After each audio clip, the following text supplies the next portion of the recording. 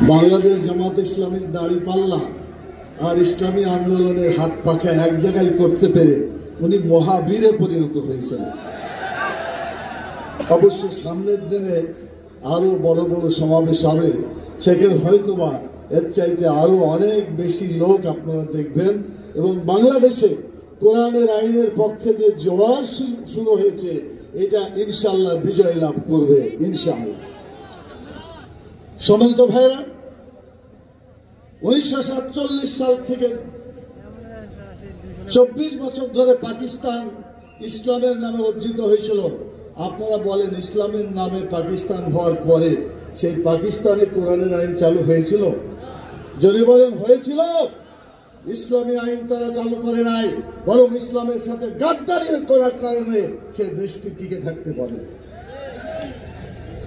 1971 থেকে 2024 54 বছর যে আন্দোলন, 54 বছর যে দৃশ্য আমরা দেখেছি, তারা অনেক কথা বলেছে, কিন্তু দেখা গেছে তারা ইসলামের বিরুদ্ধে অবস্থান নিয়েছে। ইসলামের একাত্ম যা ছিল তাও বিতাড়িত করেছে। একটু আগে শুনেছেন, আল্লাহর প্রতি আস্থা, সকল কাজের জন্য আল্লাহর প্রতি ঈমান এবং আস্থা যেটা সংবিধানে ছিল, বিগত স্বৈরাচার সরকার, ফ্যাসিস্ট সরকার সেটাও বিদায় করে দিয়েছে। কথা ঠিক কিনা বলেন?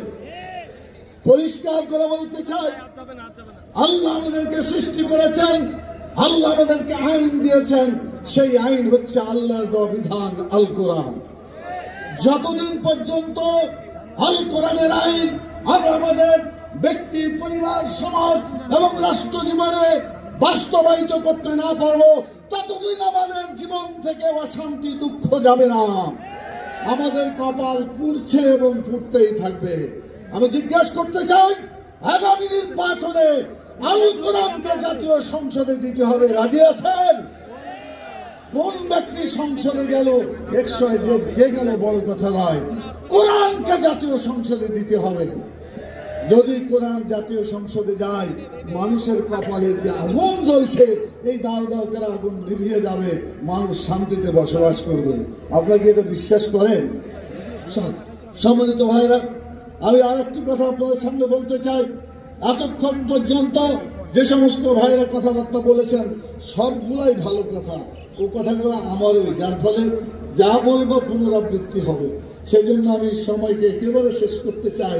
আসরের নামাজের আজান হয়ে গেছে, সেজন্য আমি যে কথাটা দিয়ে শেষ করতে চাই, বাংলাদেশ জামাত ইসলামী, আমি ডক্টর শফিকুর রহমান সাহেব, আর আজকের ইসলামী আন্দোলনের আজকের মহাসমাজ সম্মানিত সভাপতি, ওনারা দুজন পাশাপাশি একসাথে বক্তব্য রেখে আজকের এই ঐতিহাসিক যে মহাসমাবেশ, এটাকে সার্থক করেছে এই দুজন ব্যক্তিত্ব পাশাপাশি দাঁড়িয়ে আলোচনা করার ফলে।